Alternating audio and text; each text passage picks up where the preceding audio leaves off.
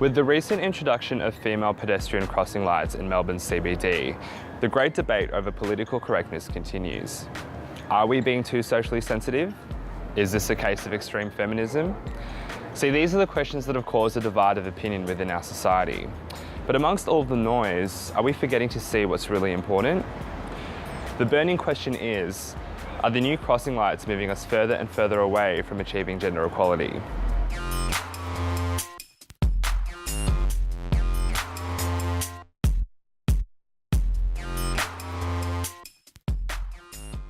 At the intersection of Bridge Road and Bosisto Street in Richmond, a tribute to Victoria's first female councillor, Mary Rogers, has been helping pedestrians cross the road safely for over a year now. Here, not a single complaint by a member of the public has been made, but the same can't be said for the new crossing lights at the Flinders and Swanston Street intersections. For the man behind both initiatives, the new crossing lights were put in place for all the right reasons. So the Committee for Melbourne, their initiative I suppose is to raise awareness around gender equality issues and particularly on unconscious bias was their philosophy. So they approached us as to whether we could do that in a meaningful way using pedestrian lights. So I suppose the whole idea was around raising awareness and getting a conversation going, which I think if you've been following the media you probably would have noticed that there's certainly a conversation going anyway. Our position, as I suppose, as a road authority is to support any community group who comes to us with an idea to see whether it can be made to work or not, and that's what we did in this instance. There's certainly been a lot of reaction. There's been quite a lot of social media type reaction, which has probably been not as positive. There's been a bit of innuendo about, well, it's a bit non-gender specific anyway, isn't it? The original symbol, so why bother changing it? But I think colloquially it is known as a walking man. People call it a walking man. The intention was about trying to break that link, that walking man link to what that symbol is. But for people like Priya, who identify as non-binary, the new crossing lights have only strengthened gender stereotypes. What does it mean to be non-binary? That's a bit of a tough question. I guess for me it really refers to not identifying as a man or a woman. Not necessarily something in between, but maybe something different. Defining gender basically means putting boundaries around something that really shouldn't have any limitations to begin with. And when you start putting walls up, you start cutting people out. You're taught in so many different ways for your whole life that there are only two genders, that you have to identify with the gender that you were assigned at birth, and that there's no need to be critically reflexive about gender, but there's absolutely a need to be critically reflexive.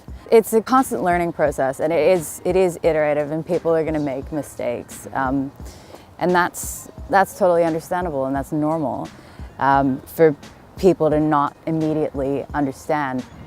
The crossing figure as it is now, it's weird to assume that it's a man, because it's what, like a round head, and then it's pretty much a stick figure. The assumption that it has to be gendered in the first place is kind of problematic.